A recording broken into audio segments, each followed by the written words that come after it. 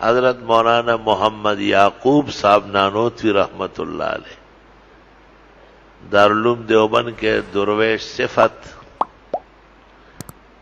علوم اور ولایات کا مجموعہ انسان تھے وہ.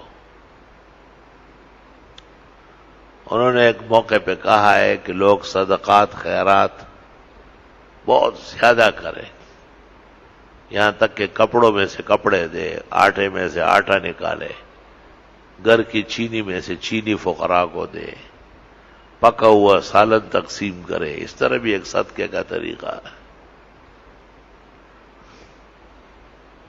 اور بڑے پیمانے پہ اونٹ اور گائے، بھیڑ اور بکرے کٹائے، فرمایا شاید عذاب رک جائے. طاعون کی بیماری پھیلی تھی اور لوگ سب مر رہے تھے، تقریباً 2/3 مر گئے تھے، 1/3 رہ گئے تھے.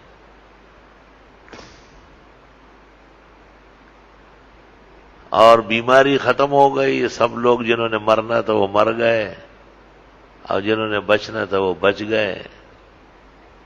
مولانا محمد یعقوب نانوتوی دارالعلوم دیوبند کے وضو خانے میں وضو کرنے بیٹھے تھے. ایک ظالم نے آ کے کہا سارا جہان مر گیا اور آپ بیٹھے ہوئے. تو مولانا جوش میں آئے گا مولانا محمد یعقوب اور ان کا گھر، مولانا مولوی یعقوب اور اس کا خاندان 1 ہفتے میں سارا صاف ہو گیا. مولانا بھی گئے.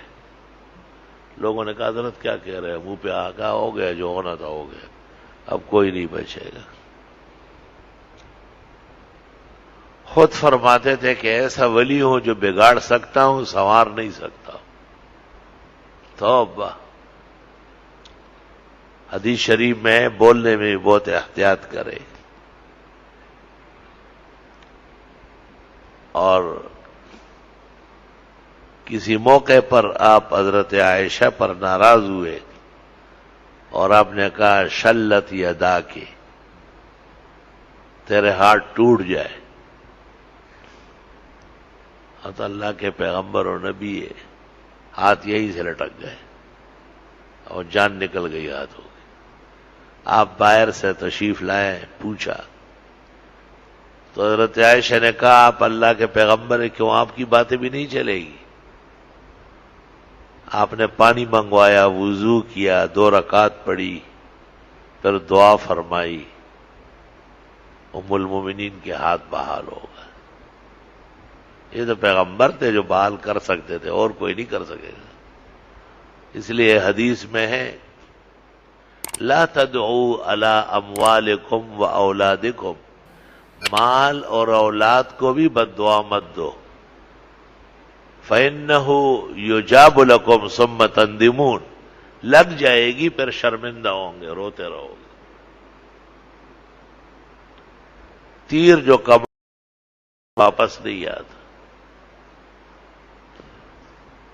علماء کہتے ہیں وہ استاذ اور والد ٹھیک ہے جو غصہ کرتے ہیں بد دعا نہیں دیتے، وہ ماں باپ اور استاذ زہریلا ہے جو بد دعائیں دیتے ہیں.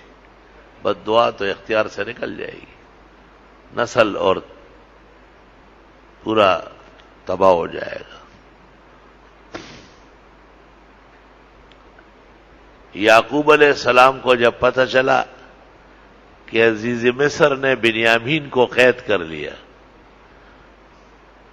قرطبی اور مظہری میں ہے، تو حضرت یعقوب علیہ السلام نے عزیز مصر کو خط لکھا کہ میرے بیٹے کو رہا کر لو اور اس سے الزامات واپس لے لو، وَإِلَّا أَدْعُو عَلَيْكَ، ورنہ ایسی بد دعا دے دوں گا تدرکو سابع ولدکم، جو تمہاری 7 پشتیں تباہ کر لے گی. بعض لوگوں کو جو بد دعائیں ہوئی ہے پشت در پشت تباہ ہو رہا ہے. علماء کہتے ہیں بد دعا کا اثر 7 پشتوں تک ہے اور دعائے خیر کا اثر 14 پشتوں تک ہے. 14 نسلوں تک خیر و برکت کی دعائیں چلتی ہیں.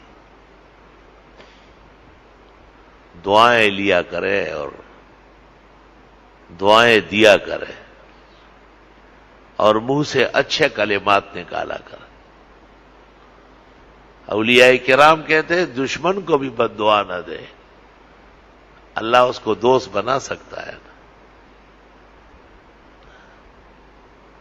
جب دوست بن سکتا ہے تو تباہ کرنے کی کیا ضرورت ہے؟ شنیدم کے مردان رائے خدا، دلی دشمنا ہم نہ کر دند تنگ۔ میں نے سنا ہے کہ اللہ کے کامل بندے دشمنوں کا دل بھی خفا نہیں کرتے۔ ترا کے میسر شود ای مقام، تم اس مقام پہ کب آؤ گے کہ با دوستانت خلاف است و جنگ، کہ اپنوں کے ساتھ ہر وقت برسر پیکار رہے تھے، لڑائی اور جھگڑے میں رہے تھے۔